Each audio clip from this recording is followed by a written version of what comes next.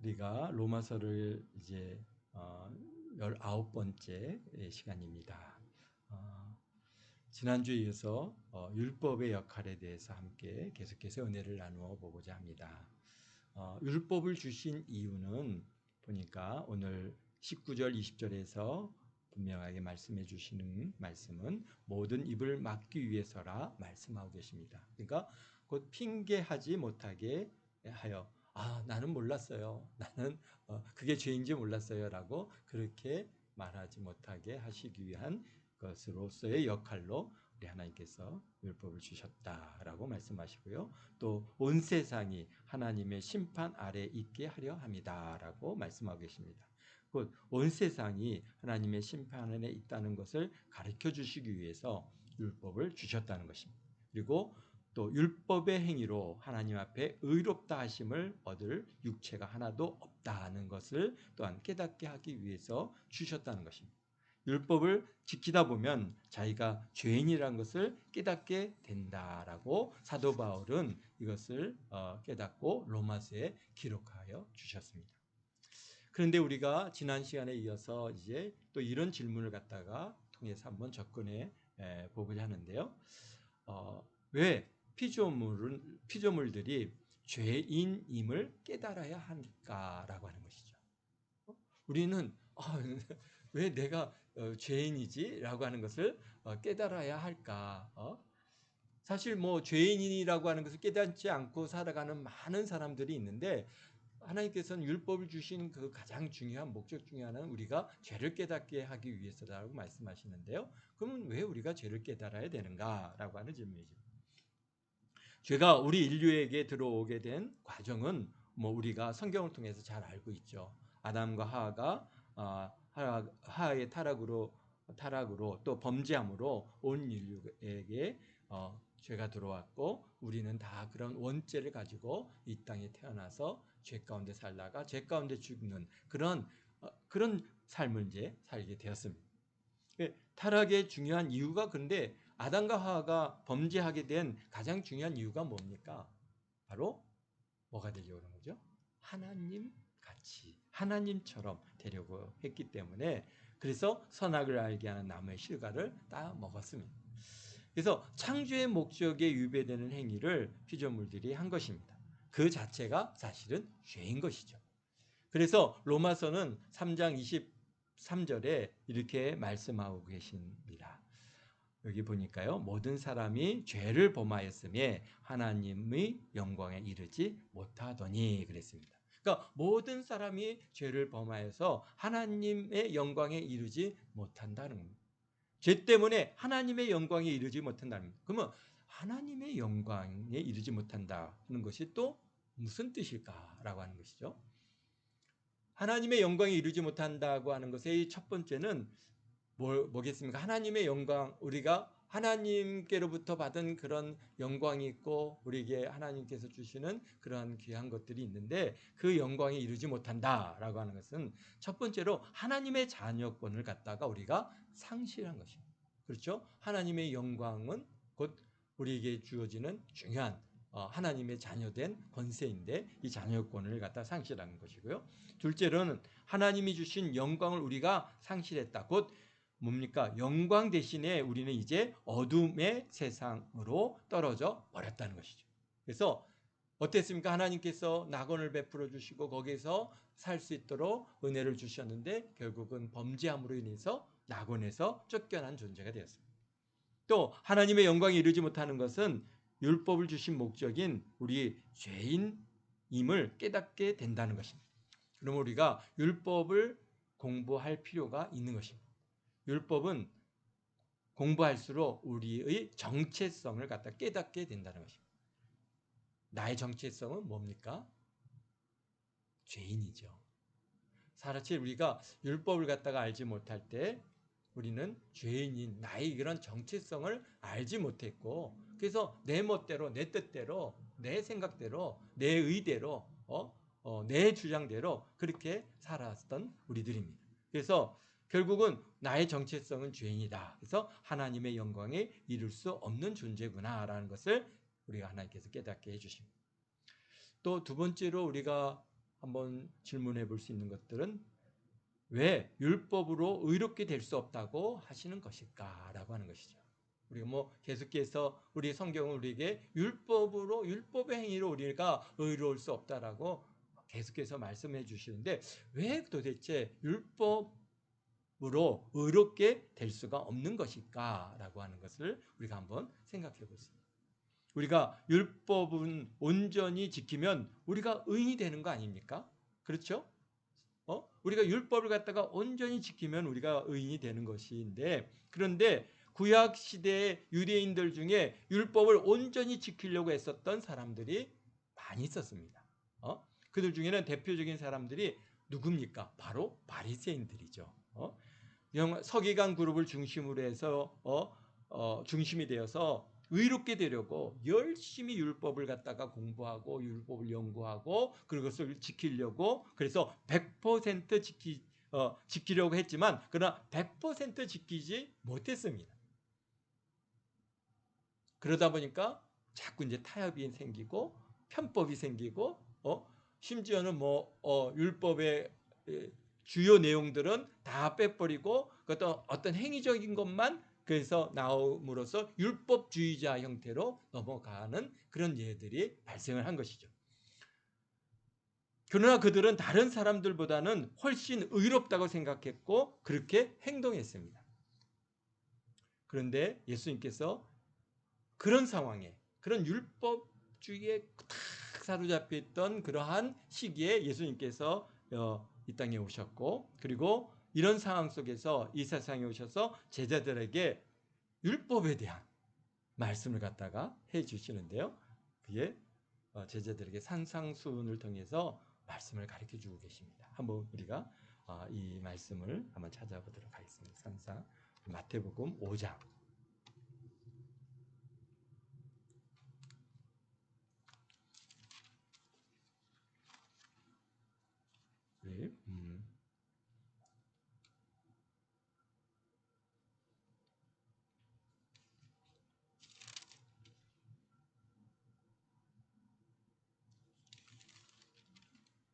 네, 5장 17절부터 보면은 이제 예수님의 율법에 대해서 말씀을 하시는데요. 내가 율법이나 선지자를 폐하려 온 줄로 생각하지 말라라고 말씀하십니다.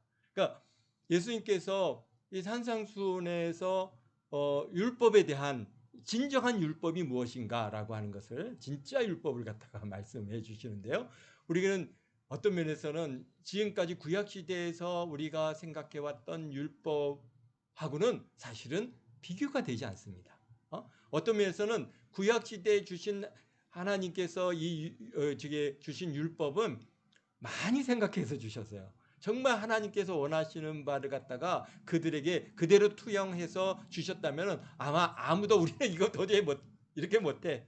그리고 포기하고 아마 하나님을 멀리할 수도 있었을 가능성이 있을 것 같아요. 그런데 그래서 그런지 어쩐지는 우리가 잘 모르겠지만 어쨌든 하나님께서 구약의 율법은 굉장히 보면은 쉽고 굉장히 정말 어떤 면에서는 뭐랄까요, 아주 가볍게 하나님께서 주셨다고 하는 것을 오늘 우리 마태복음 5장에서부터 그 말씀을 갖다가 우리가 알 수 있습니다. 내가 율법을 폐하러 온 것이 아니고 완전하게 하려 왔다 그랬습니다. 사실 예수님께서 말씀하시는 율법은 완전한 율법인 거예요. 이게 진짜 율법인 거예요. 그러니까 그러면서 제자들이 이렇게 말씀하십니다. 율법의 1.1획도 결코 없어지지 아니하고 다 이루리라. 그러므로 여기서 계속 말씀하시죠.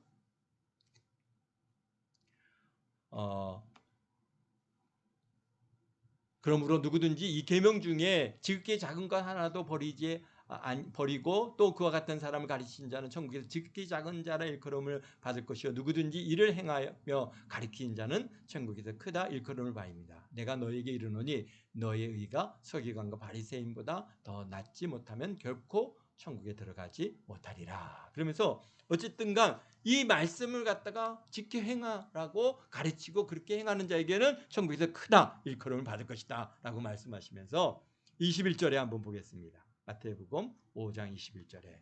그래서 주시는 이제 율법인데요. 옛사람이 말한 바, 옛 율법이죠. 옛 율법은 뭐라가 살인하지 말라.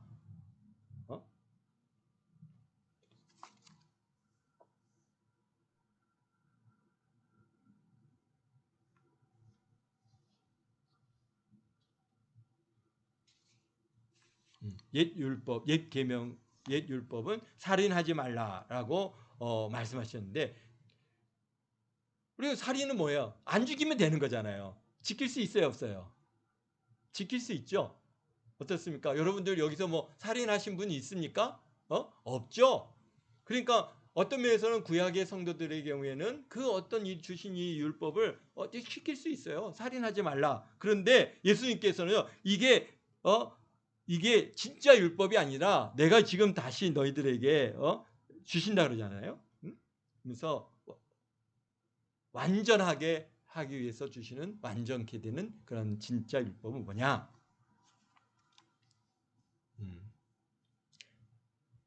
나는 너에게 이르노니 22절입니다. 형제에게 노하는 자마다 심판을 받게 되고 형제를 대하여 나가라 하는 자는 공의에 잡히게 되고 미련한 놈이라 말하는 자는 지옥불에 들어가게 되리라. 와, 이 완전히 지금 상황은 완전히 다르다. 지금 보세요. 살인하지 말라 이런 부분은 우리가 그래도 야 평생 나는 뭐 그래 사람 하나 내가 어떻게 사람을 죽이겠어? 그러니까 참 이 율법을 갖다가 내가 지킬 수 있지만 여기서 생각해 보십시오. 형제에게 노하는 자마다 심판을 받는답니다. 심판을 받으면 어디 가요? 지옥에 가는 것이죠. 노하는 거. 야, 이 생각 아니라니까 여러분들 형제들에게 너 한 번 안 하고 항상 감사해요. 항상 좋아요. 그러십니까? 아니면은 화도 내고 분도 내고 이러십니까? 여러분들 예수님 믿고 한 번도 화낸 적 없습니다. 이럴 수 있겠어요? 우리가 화낸단 말이죠. 야, 그러면 어떻게 되는 거예요? 예수님께서 말씀하시잖아요. 심판을 받는다 그랬어요. 그 다음에 라가라고 하는 말은 쉽게 해서 뭐 골변내 이게 아람어인데 뭐 골변내 쉽게 그런 어떤 비속어인데 라가라 아우 골빈 놈 아우 이렇게 라고 얘기 한마디 하는 거. 그러니까 우리가 생각하면 우리 형제들한테 아유 정말 저 사람 참 못됐어. 아우 정말 이게 정말 아유 한심해. 아유 정말 정신 또라이야. 아유 막 이런 말 한마디 이거 어떻게 하는 거예요? 이거 이렇게 락하라고 하는 그런 말을 하면 공의에 잡히게 된다는 겁니다. 잡혀도 뭐예요? 심판을 받아서 어떻게 됩니까? 지옥에 가는 거죠. 그다음에요. 또 미련한 놈이라고 하는 자는 아예 그냥 지옥불에 들어가게 되는 일이야. 이거 예수님께서 주시는 참 율법은요. 우리가 이 유대인들이 구약 시대에 받은 유대인들이 율법과는 비교가 안 되는 겁니다. 그러니까요. 어떻다는 거예요? 전 세계 인구가 다 뭐라는 거예요? 살인자라는 거예요. 그러니까 벌써 누구한테 화를 내고 라카라 그러고 미련한 놈이라 그러고 또 뭐 골빈 놈이라 그러고 여기서 한심한 놈이라고 그렇게 말 한마디 우리가 벌써 하면은 이미 그것은 살인이다라고 예수님께서 지금 여기서 말씀하고 계시는 거예요. 그러니까요. 어찌 전 세계 인구 중에 살인 안 한 자가 누가 있습니까? 다 살인자죠.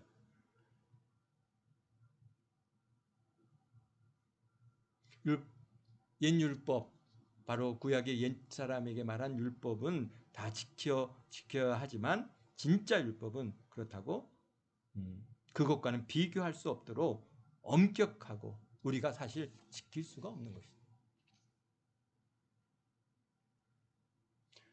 그러니 율법의 행위로 의로워지려고 했던 당시 바리새인들은 이제 기가 막힌 겁니다. 지금 그들에게 얘기하는 거예요. 거기에 있는 유대인들에게 너희들이 율법의 행위로 의로워지려고 하느냐? 진짜 율법을 내가 얘기해 주는데 너희들은 살인하지 말라고 옛 율법을 갖다 받지 않았느냐? 그러나 내가 진짜 율법을 하나님께서 정말 원하시고 하나님의 율법은 이것인데 노하거나 낙하라거나 골빈 놈이라고 하거나 아니면 여기서 미련한 놈이라고 얘기한 자는 다 살인자다 라고 얘기하십니다. 야, 그 다음에요 또 한 번 더 또 두 번째 두 번째로 주시는 진짜 율법은 뭐냐? 여기 보면 27절부터 30절 말씀입니다. 간음이라고 하는 문제입니다. 간음하지 말라. 여기 보니까 또 간음하지 말라 하였다는 것을 너희가 들었으나, 그렇습니다. 레위기 18장에 보면은 여러 가지 성범죄에 대해서 많이 나오죠. 거기에 사실 그러니까 간음이라는 것은 성적인 어떤 내가 그런 행위를 하지 않았으면은 사실은 이제 간음죄가 아니거든요. 그래서 내가 그런 거 안 하면은 나는 간음하지 않았다라고 우리는 그렇게 지금 바리새인들이나 이 유대인들은 그렇게 생각하면서 살아왔는데, 그래서 나는 간음하지 않았어. 그러니까 간음하다 잡혀온 사람 막 그 사람을 갖다가 어떻게 합니까? 돌로 치어서 죽이려고 그러고 그렇게 했는데, 그런데 내가 너희들에게 이르노니 어떻다는 거예요. 28절 한번 같이 읽어보겠습니다. 나는 너에게 이르노니 음욕을 품고 여자를 보는 자마다 마음에 이미 간음하였느니라. 진짜 율법은 어떻다는 거예요? 이미 너희가 음욕을 품고 여자를 바라보는 자마다 이미 마음에 다 간음했다. 간음죄를 어떻게 되는 거예요? 그러면 간음죄는 지옥에 던져지는 거죠.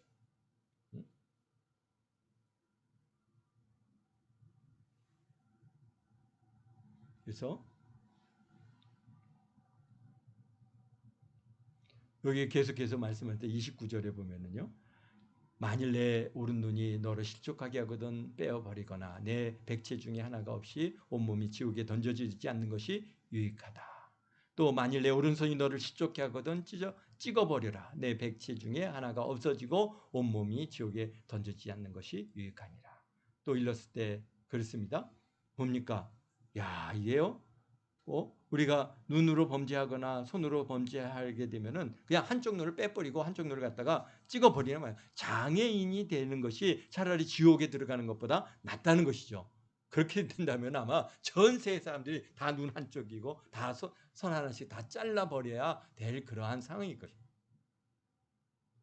그러니까요, 사실 어떻다는 거예요?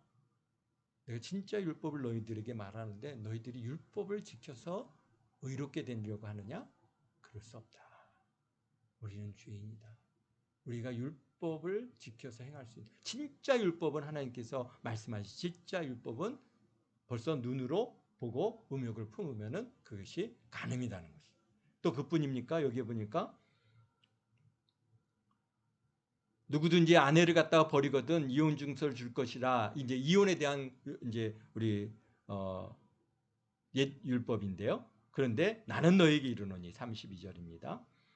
누구든지 음행한 이유가 없이 아내를 버리면 이는 그로 간음하게 하며 또 누구든지 버림받은 여자에게 장가자도 간음함이라. 그러니까요, 참 이게 지금 이제 우리 시대에서는 이해가 안 가지만 사실 그 당시 유대인 사회는 어떻습니까? 가부장적인 사회이고 남성 위주 사회예요. 아내를 여러 둘 수 있어요. 일부 다처제를 갖다가. 그런데 그들이 이제 아내를 갖다 데리고 살다가 마음에 안 들면은 어떻게 보내는 거예요? 그냥 이혼증서 써서 그냥 내보내는 거예요. 그 아내의 주요 덕목이 우리가 지난데도 한번 같이 나눈 적 있지 않습니까? 그런데 그런 덕목 중에 뭐 하나만이라도 안 맞으면은 그냥 내보낼 수가 있는 거예요. 그 중에 하나는 내 눈에 예뻐 보이지 않으면은 버릴 수 있다라고 돼 있어요. 그러니까 얼마나 황당한 일입니까? 그러면서 그렇게 자기네들은 그렇게 우리는 이혼 증서 써서 보냈으니까 나는 어떻다는 거예요? 이렇게 율법 하나님의 말씀을 잘 지켜 행했다라고 얘기하시지만은 여기서 예수님께서는 그렇지 않다. 내가 아내를 갖다가 간음한 이유 아니고 음행한 이유 없이 아내를 버리면은 그것은 그로 하여금 가능케 하는 것이기 때문에 그것은 너에게도 죄가 있다는 것이죠. 또 버려진 아내를 갖다가 또 여자를 아내로 얻어들이면 그것은 계속 간음하는 행위다. 그래서 오늘날에 어떻습니까? 참 이혼들이 얼마나 많이 있고 또 이혼한 사람들이 다시 또 재혼을 하는 일들도 많고 재혼했다가 또 뭐 다시 또 재재혼도 하고 이런 일들이 갖다가 우리 이제 주위 사회에서 이제 너무 일상적이니까 그냥 전에는 그런 이혼이나 재혼이 굉장히 이게 숨기고 부끄럽고 그런데 지금은 막 뭐 그냥 대놓고 그냥 드러내놓고 우리 이혼했어요. 우리 재혼했어요. 그러면서 살아가고 있습니다. 참 그런데 뭐 우리 예수님께서는 그런 것들이 사실은 뭐라 그런 거예요? 간음이다라고 말씀하시고 있다라는 겁니다. 그러니까 우리가 사실 이런 부분에 있어서는 오늘 우리 크리스찬들이 굉장히 심각하게 생각해 봐야 할 문제입니다. 우리 크리스찬들 중에서도 뭐 이혼하고 재혼하는 이들이 우리 주위에서 많이 있는데요. 참 우리가 정말 내가 하나님 앞에 그 문제를 가지고 정말 진실한 마음으로 가지고 나가서 정말 이게 옳은 일입니까? 하나님을 기쁘시게 하는 일입니까? 라고 하는 것을 고민해 봐야 할 문제입니다.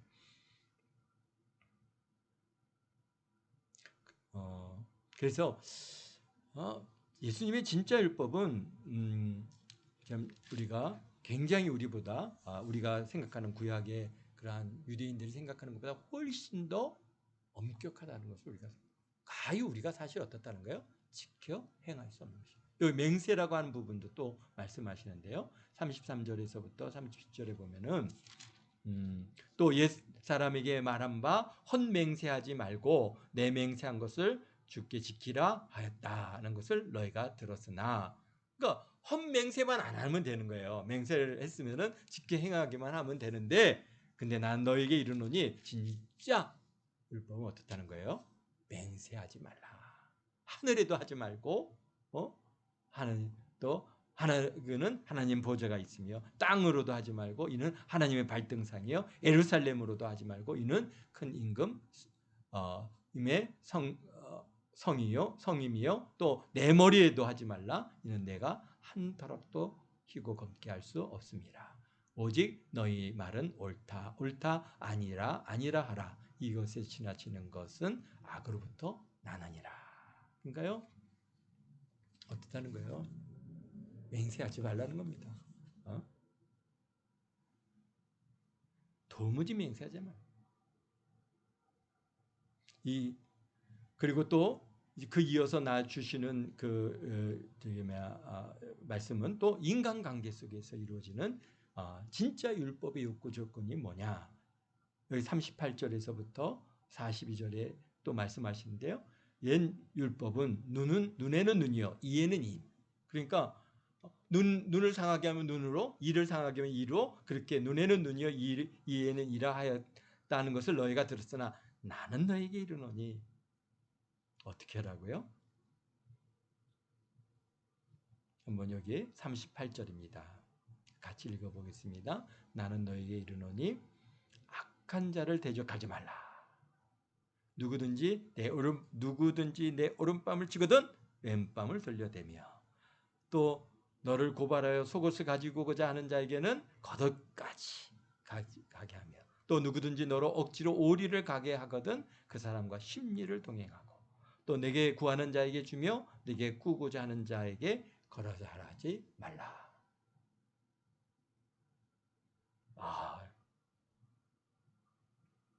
어떻게 이렇게 살 수 있을까요? 정말 여기 보십시오.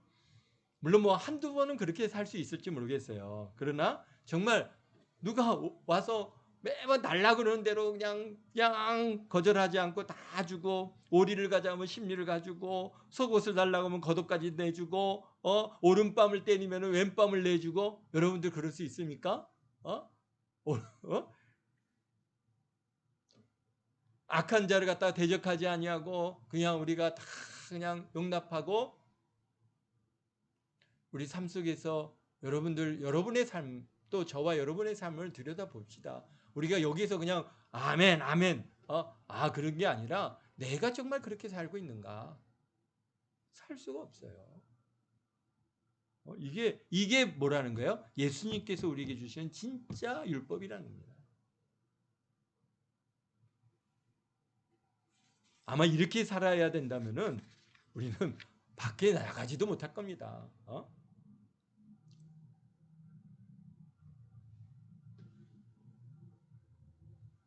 여기 또 계속해서 말씀하시는데요. 43절에 또 내 이웃을 사랑하고 내 원수를 미워하였다는 것을 너희가 들었으나, 이 계명이죠. 그런데 내가 이제 새로운 율법을 주신데 나는 너에게 이르노니 너희는 원수를 사랑하며 너희를 박해하는 자를 위하여 기도하라.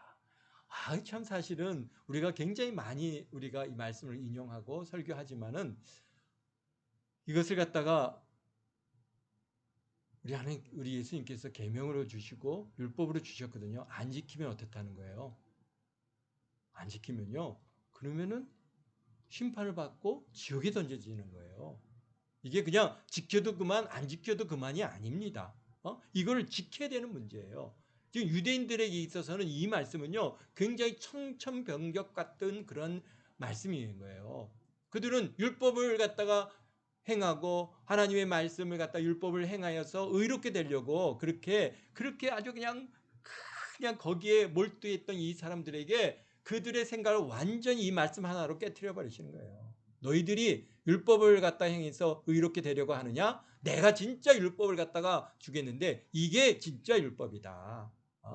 너희가 원수를 사랑해야 되고 너희를 받게 하는 자를 위해서 기도해라. 이와 같이 한즉 하늘에 계신 너희 아버지 아들이 되리라. 이는 하나님이 그 해를 악인과 서인들에게 비추며 비를 의로운 자와 불의한 자에게 내려주심이라. 너희가 너희를 사랑한 자를 사랑하면 무슨 상이 있으리요? 세리들이 그와 같지 않으니라. 또 너희가 너희에게 형제들에게만 무난하면 남보다 더 나은 것이 무엇이냐? 이방인도 이같이 하느니라. 그러므로 하늘에 계신 아버지의 온전하신과 같이 너희도 온전하라. 아멘. 그렇습니다. 이게 어떻다는 거예요? 이게 그냥 물론 한두 번은 지킬 수 있겠죠. 감동이 돼갖고 내가 이렇게 살아야지. 오늘 목사님께서 그냥 원수를 사랑하라 그랬으니까 딱 가다가 누가 빡 때리면 오른뺨 때리네 왼뺨도 내서 또 그렇게 할 수 있을지는 모르겠어요. 그러나 평생 그것도 정말 한 번도 어기지 않냐고 100% 완전히 지킬 수 있는 사람은 없다는 것입니다.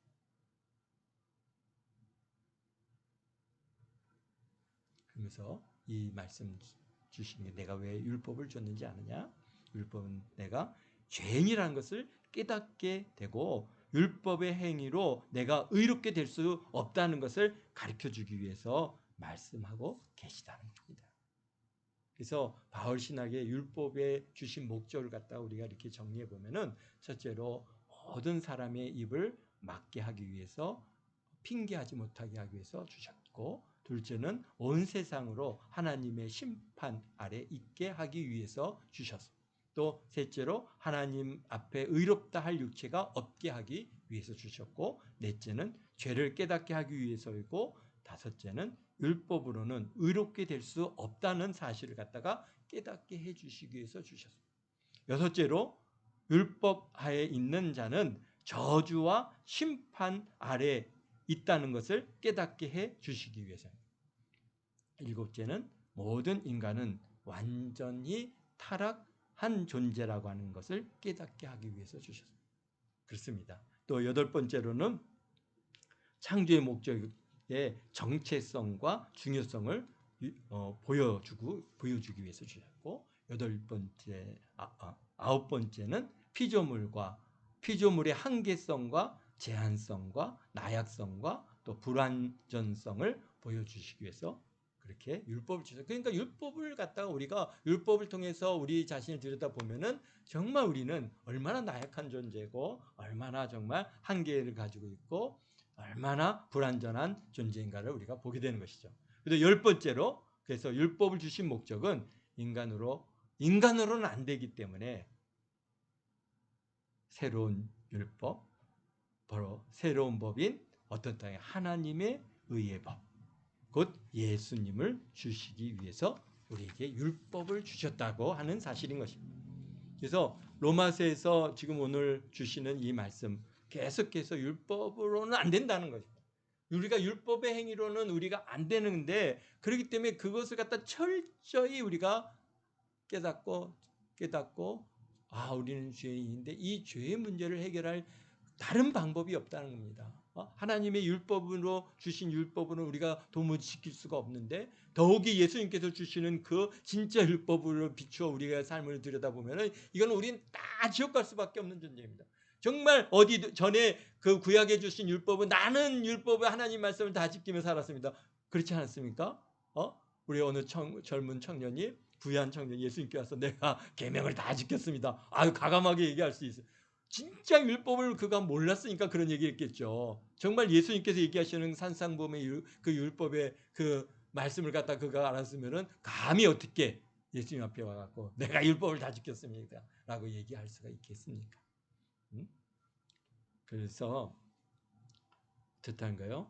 우리가 우리 사람의 그런 우리 사람으로는 안 된다고. 그래서 하나님의 의의 법, 곧 예수님을 주시기 위해서 율법을 주셨다.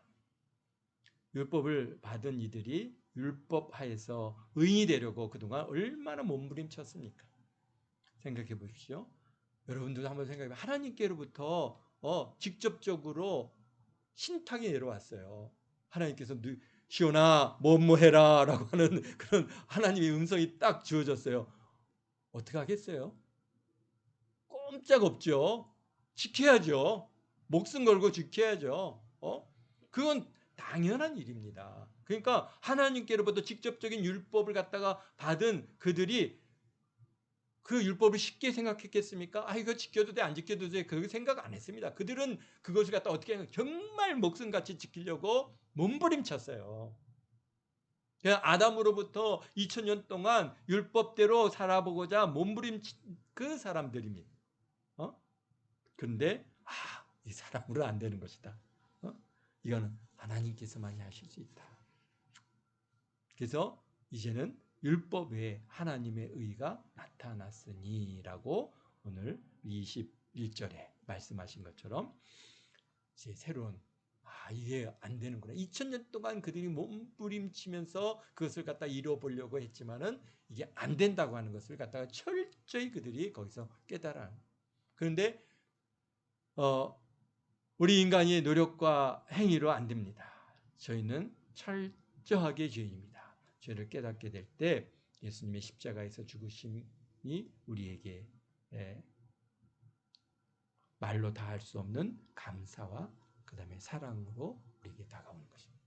그래서 하나님 앞에 우리는 그저 감사하고 하나님께 영광 올리게 되는 것이 그렇습니다. 참 나같이 지옥 갈 수밖에 없는 그러한 죄인을 구원하시기 위해서 이 땅에 내려오셨고 십자가에서 모든 고난과 고통을 다 감당하시고 죽기까지 저희를 사랑해 주신 은혜가 감사합니다. 우리가 죄를 깨닫지 않을 때는 예수님의 이 십자가의 사건이 그렇게 큰 의미가 없어요. 또 죽으셨구나. 예수님 믿으세요. 그러면 예수님 믿죠. 너무나 쉽게 생각을 하고 쉽게 받아들이기도 하지만은 그러나 우리가 죄의 문제를 그렇게 알고 깨닫게 될 때 나는 죄인이구나. 지옥 갈 수밖에 없는 죄인이구나. 이것이 내게 다가오게 될 때는요. 이 문제는 정말 이게 어마어마한 일일 것입니다. 그냥 단순히 그냥 이렇게 성경에서 말해지는 그런 이야기가 아니라 이거는 실질적으로 나의 문제가 되는 겁니다. 나는 그동안에는 죄의 문제, 죄를 갖다가 알지 못하고 죄를 자랑하고 죄를 즐기고 죄를 좋아하고 그렇게 살았던 나의 그런 과거의 모습들이 이제 다 적나라하게 다 드러나서 이게 다 죄구나. 나는 이제 지옥 갈 수밖에 없구나. 나 이거 어떡하지? 막 거기서부터 몸부림치게 되는 것이죠. 그때 주님께서 오셔서 우리에게 손을 내미시면서 누구야? 내가 너를 위해서 다 십자가에서 너의 모든 죄를 대속하고 피 흘리고 내 고난받고 너의 죄를 대속했다. 라고 하는 그 음성과 그 위로의 영이 팍 다가올 때 정말 그것은 이 역사상에 내 삶의 모든 삶 속에서 그보다 더 놀라운 은혜, 그것과 무엇과도 바꿀 수 없는 그 기쁨, 바로 그런 귀한 은혜가 되어지는 줄 믿습니다. 우리 주님께서, 우리 예수님께서도 오늘도 우리들에게 그런 정말 나 같은 죄인을 살려주신 그 하나님의 은혜. 우리 하나님께서는 굳이 그 십자가에서 죽으실 이유가 아무 이유도 없습니다. 오직 저와 여러분을 사랑하셔서 우리를 구속하시기 위해서, 우리를 구원하시기 위해서, 하나님의 자녀로 삼아주시기 위해서 그 모든 고난을 담당하시고 우리의 죄를 대속하셔서 지옥 갈 수밖에 없는 우리를 저 천국의 참 자녀로 우리를 이끌어 주셨다고 하는, 내 힘으로 내 능력으로 도무지 할 수 없는 이 하나님의 율법 하에 우리는 죄인 중에 괴수여 내가 절대로 나는 죄가 없다라고 주장할 수 있는 자가 아무도 없습니다. 천하 만민이 다 우리 예수님의 그 진정한 그런 율법 하에서 살인자가 아닌 자가 없고 간음하지 않은 자가 아무도 없고 거짓말하지 않은 자가 아무도 없고 정말 우리가 하나님의 말씀대로 뜻대로 살아간 자가 아무도 없습니다. 그런 우리들인데 주님께서 우리를 이렇게 사랑하셔서 하나님의 자녀 삼아주시고 참 이렇게 신앙생활하면서 하나님의 이 구속의 은혜에 감사하며 우리가 살아갈 수 있는 이러한 삶의 길을 우리에게 열어주시고 우리에게 이 예배를 허락하셔서 하나님의 말씀에 그 사랑을 우리가 이 시간 다시 경험하고 하나님 사랑합니다. 우리가 하나님의 이 귀한 사랑을 우리가 또 이렇게 던져봤습니다. 우리가 이런 사랑을 다시 회복하면서 우리가 주님 앞에 나아가게 되어지는 줄로 믿습니다. 우리 그러기에 우리 예배 시간이 얼마나 귀한 시간입니까? 우리 주님께서 우리에게 베풀어 주신 이 사랑을 다시 회복하고 다시 경험하고 다시 우리가 하나님 앞에 영광 돌리는 그런 귀한 이 시간들 여러분들 좀 주님 앞에 서는 날까지 끊이지 않게 되시기를 주님의 이름으로 축원드립니다. 기도하겠습니다. 거룩하신 아버지 하나님, 참 지옥 갈 수밖에 없는 죄인 중에 죄인들입니다. 참 하나님을 알지 못할 때는 우리가 얼마나 아버지 하나님 참 불의하고 참 얼마나 악한 자들이었는지 아십니다. 그러나 그것도 알지 못하고 죄를 자랑하고 죄를 주장하고 죄를 즐기고 죄를 아버지 하나님이여 참으로 무슨 훈장인 것처럼 우리가 그렇게 가지고 살았던 저희들은, 그러나 주님 앞에 딱 나오니 그 모든 것들이 얼마나 추하고 더럽고 악하고 아버지 하나님이여 얼마나 참 더러운 것인가를 아버지 알고서야 우리가 눈물로 주님 앞에 회개합니다. 아버지 하나님, 참 우리는 죄인 중에 계수요 살인자요 간음자요 아버지 하나님이여 사악한 존재들이었음을 아버지 이 시간 고백하오니 주여 예수님의 십자가의 보혈의 피로 정결케 하시고 깨끗게 하여 주셔서 정말 주님 앞에 서기에 부족하면은 우리 동안께 모든 성도들 되게 하시고 참 이 구속의 은혜 예수님께서 우리의 죄를 대속하신 이 한량없는 은혜와 사랑을 우리가 아버지 하나님 오늘도 찬양하며 오늘도 하나님 앞에 영광 돌리며 아버지 살아갑니다. 아버지 하나님 나의 모든 것이 되어주시고 나의 사랑의 고백에 아버지 하나님을 향한 사랑의 고백이 끊이지 않게 도와주시고 오직 예수님만을 위하여 아버지 하나님을 살아가는 우리 동안교회 모든 성도들 다 되게 하사 주님 앞에 서는 그날 잘했다 칭찬받고 충성된 종이라 아버지 하나님의 인정받고 아버지 하나님 앞에 영광 돌리는 우리 모두가 되게 도와주옵소서. 이 한 주간에도 주님 좋은 것들로 채워주시니 감사합니다. 우리 연약한 부위들마다 치료하시고 낫게 하시고 강건케 하시니 감사합니다. 주일날 모일 때 주님께서 더 놀라운 은혜로 채워주시고 더 하나님의 깊은 사랑을 우리가 고백할 수 있는 그런 귀한 시간들 다 되도록 은혜를 더하여 주옵소서. 감사와 영광을 주 앞에 드리오며 예수님의 이름으로 기도하옵나이다. 아멘.